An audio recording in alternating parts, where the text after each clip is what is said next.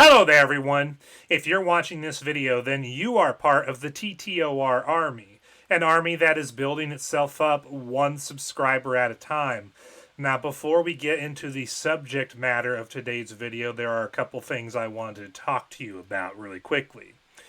If you happen to be watching this on YouTube and you would like to follow me and watch my videos on a YouTube alternative that is less restrictive when it comes to what topics you want to talk about, but also has a lot of people on the platform, I would encourage you to go ahead and subscribe to me on my Rumble channel. I currently have 55 subscribers there, and I'm getting really good view counts on my videos relative to my subscriber count. I got videos with well over 100 views, 200 views. I even have this one here that's closing in on 2,000 views. And I'm currently on pace to hit that 100 subscriber marker. At least that's my Rumble goal. So if you want to help me grow on Rumble and you want to help me reach 100 subscribers on Rumble, I would encourage you to join Rumble and subscribe to my Rumble channel and watch my videos there from here on out.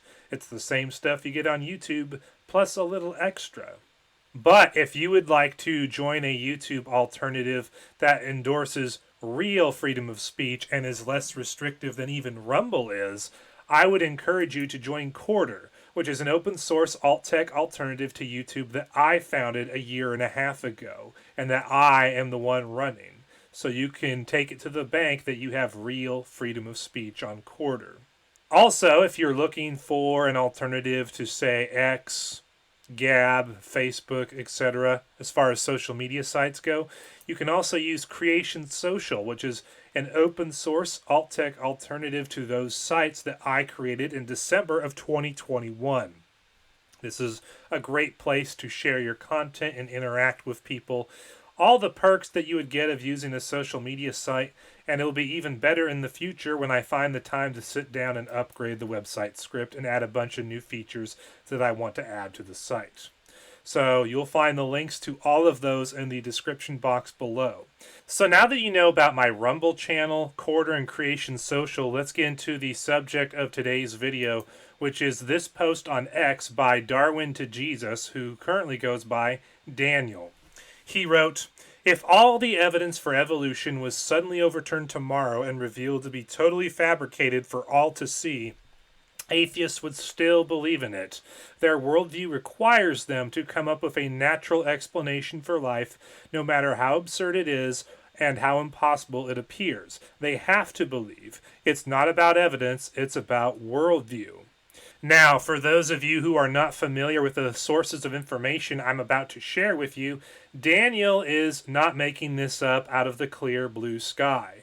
This claim that atheists would still believe in evolution, even if all the evidence for it was proven to be false and fabricated, and that they are required by their worldview to believe in a naturalistic explanation of life, no matter how absurd or impossible it is. He's not making that up. This comes from atheists and evolutionists themselves. I have here an article from Nature that was written in 1999 called "A View from Kansas on that Evolution Debate." An article that was written by Scott C. Todd, who was a biologist at Kansas State University. When you scroll down to the end of the article, you read the following. "Even if all the data point to an intelligent designer, such an hypothesis is excluded from science because it is not naturalistic. Of course, the scientist as an individual is free to embrace a reality that transcends naturalism." So we have here a bona fide biologist who believes in evolution in billions of years saying that even if all the data in reality points towards intelligent design, i.e. creationism, being true, that hypothesis, that conclusion, is excluded from science because it's not a naturalistic explanation of origins. Of course, you don't have to think hard or long about it to see how hypocritical such a claim is. If creationists like me were saying, well, even if all the data points towards evolution in billions of years and atheism being true, such a hypothesis is excluded from science because it is not a supernaturalistic explanation of origins, evolutionists and atheists wouldn't tolerate that claim for 1 second, and yet when they make such a claim, people like me, the creationist, we're just supposed to sit back and accept this nonsense. But it gets even better.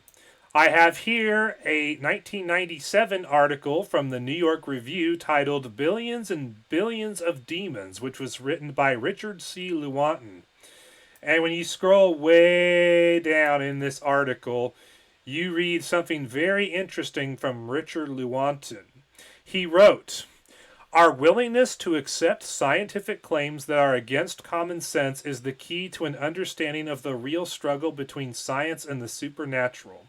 We take the side of science in spite of the patent absurdity of some of its constructs, in spite of its failure to fulfill many of its extravagant promises of health and life, in spite of the tolerance of the scientific community for unsubstantiated just-so stories, because we have a prior commitment, a commitment to materialism. It is not that the methods and institutions of science somehow compel us to accept a material explanation of the phenomenal world, but on the contrary, that we are forced by our a priori adherence to material causes to create an apparatus of investigation and a set of concepts that produce material explanations, no matter how counterintuitive, no matter how mystifying to the uninitiated. Moreover, that materialism is absolute, for we cannot allow a divine foot in the door." So according to the atheists and evolutionists in the 90s, they were saying that yes, this whole evolution, billions of years, naturalistic explanation of origins that we've been shoving down your throat your entire lives, it's absurd. It's not based on any evidence. It's an unsubstantiated just-so story. But we're going to believe it because we're materialists, we're naturalists, and we're not going to allow God to get a foot in the door. So even though evolution and billions of years and Big Bang cosmology is an unsubstantiated just-so story that naturalists and materialists made up to explain away the origins of this reality apart from God, they're going to believe it no matter what. Just like Daniel said. So how did the atheists and evolutionists in Daniel's comment section respond to him?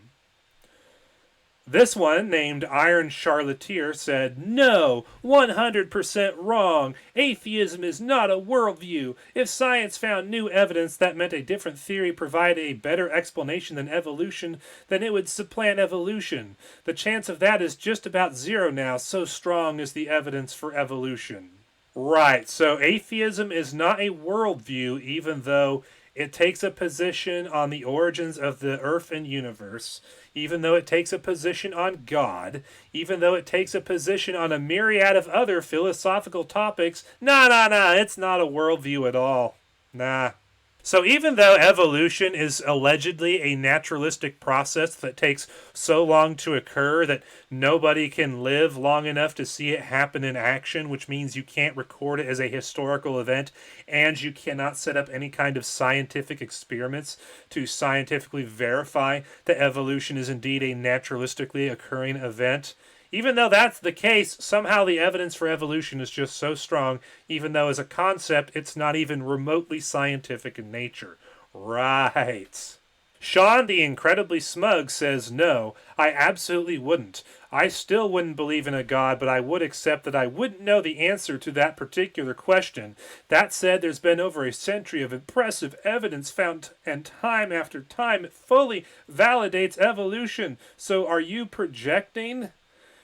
So even though we have soft tissue found in non-fossilized Triceratops bones, as Mark Armitage discovered in 2012, and even though evolution in principle is not even remotely scientific, there's just all this impressive evidence to support a theory that's not even remotely scientific. Yeah! But I love what Sean says here at the beginning. He says, "I still wouldn't believe in a God, but I would accept that I wouldn't know the answer to that particular question." So in other words, in the scenario where all the evidence for evolution is proven to be fake and false, and evolution as a theory turns out to be false, he says, "I still wouldn't believe in a God, and I would not accept any kind of supernaturalistic explanation of origins. I would just be agnostic about how this universe and Earth came into existence and when." So in other words, living in complete ignorance is better than having an explanation for how we got here. Very interesting for atheists and evolutionists to promote themselves as the champions of reason, logic, and evidence, and yet when presented with this hypothetical scenario, they are promoting ignorance and stupidity as being superior to having intelligence or an intelligent explanation for origins. Very interesting. But this person, who calls themselves the God Particle, says atheism has nothing to do with evolution.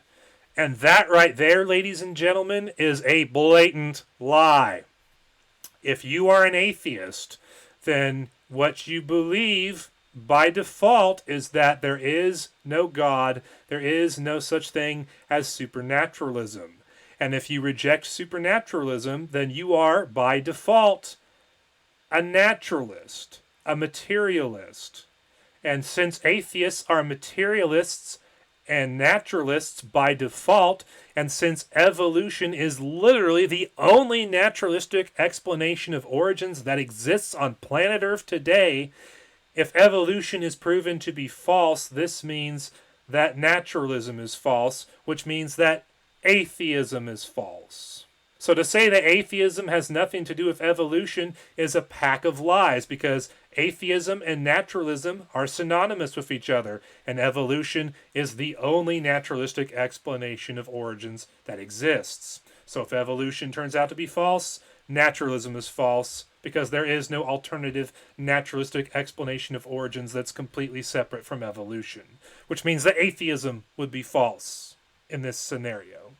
And here we have Bob, the Dark Knight 295, saying, if the evidence was overturned, I would stop believing in it. I do not require an answer from the universe. If I don't have a working theory for the diversity of life, I'll just say, I don't know. No explanation is required for me. You're simply wrong about this assertion. So once again, we see an atheist say that having no explanation for origins, being completely ignorant and stupid about how our reality and this planet came into existence and when, being in ignorance about that is better than having an explanation of origins about it if that explanation involves a god of any kind. That's very interesting. It's amazing to see how atheists and evolutionists promote ignorance and stupidity as being better than having a supernaturalistic explanation of origins. Michael Oliver says, 100% wrong. Your worldview requires you to ignore every bit of evidence that evolution is correct, and that evidence is overwhelming and undoubted. In the last 170 years, no one has produced anything that could overturn evolution. All right, Michael, if what you're saying is correct, then why did the scientific community freak out when Mary Schweitzer discovered soft tissue inside of a T-Rex fossil in 2005? Why did they freak out when Mark Armitage, the creationist, discovered soft tissue inside non-fossilized Triceratops bones back in 2012? And if that's true, that no one has produced anything that could overturn evolution, then why would people like Scott C. Todd say that even if all the data supports intelligent design, they would still believe in evolution? If what you're saying is true, Michael Oliver, then why did Richard C. Lewontin in 1997 admit that your whole evolutionary worldview is just a construct in the scientific community that's designed to produce naturalistic explanations of everything, no matter what the data is? Jason Spencer says, no, they'd follow where the evidence leads. It's religious people who are married to dogma that won't change their minds when presented with new evidence. Oh, really, Jason? Then why did Scott C. Todd say in 1999 that even if all the data points toward an intelligent designer, such a conclusion would be excluded from science because it's not a naturalistic explanation of origins? Does that really sound like atheists and evolutionists just go where the evidence leads and they aren't married to dogma and won't change their minds about it even when presented with new evidence? Does that really sound like that, Jason? I don't think so. Six-Fingered Man says, atheism has nothing to do with evolution. Evolution has nothing to do with natural explanation for life. And these are two lies that the Six-Fingered Man is telling here. First off, evolution absolutely has everything to do with a natural explanation for life because evolution is quite literally the only naturalistic explanation for life. and the origins of the earth and universe. It's the only naturalistic explanation of origins, so evolution has everything to do with that. And second of all, atheism has everything to do with evolution because atheists are by default naturalists or materialists. And because they are materialists and naturalists by default, and because evolution is the only naturalistic explanation of origins that exists, atheism has everything to do with evolution. Funny how when you corner atheists and evolutionists on the internet, they will spew such blatant lies about their own worldview. They know that their worldview is naturalism. They know that evolution is the only naturalistic explanation of origins. And yet when a creationist points out that this is the case, they will lie and say, no, it's not. Dan, who goes by TB Esserweiser, says, poppycock, atheism is not dependent on evolution, and that is a lie, Dan. It absolutely is. If evolution is false, then atheism is false, because atheism is naturalism, and evolution is the only naturalistic explanation of origins that exists. So if evolution is proven to be false, then that means naturalism is dead, which means that atheism is dead. And your camp knows it when they're honest with themselves. I could read more comments from atheists and evolutionists in this thread, but you get my drift by now. Atheists and evolutionists, when you point out to them that they have a worldview that causes them to interpret the data of this reality in a certain way, they freak out, they break down, they start saying all kinds of patently absurd and false things about their own worldview that anyone can see is totally false. Because these people do not have the truth. These people are adherents to a religion that requires more blind and gullible faith to believe in than any Christian could ever muster up. That is the reality, ladies and gentlemen.